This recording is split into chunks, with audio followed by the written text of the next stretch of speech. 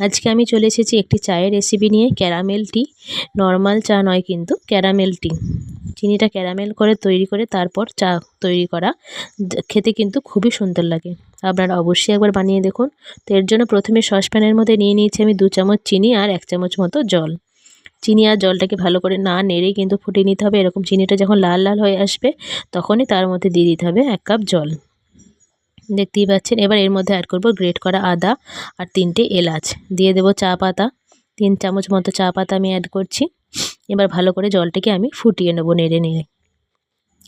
এইভাবে চিনিটা ক্যারামেল করে চা তৈরি করে দেখুন, খেতে কিন্তু একদমই আলাদা হবে।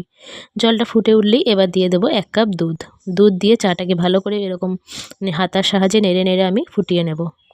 এভাবে ফুটিয়ে নিলেই রেডি হয়ে যাবে আমাদের ক্যারামেল টি। দেখতেই পাচ্ছেন কত সুন্দর কালার এসছে, খেতেও কিন্তু খুবই সুন্দর হয়েছে। আপনারা অবশ্যই একবার হলেও বানিয়ে দেখুন।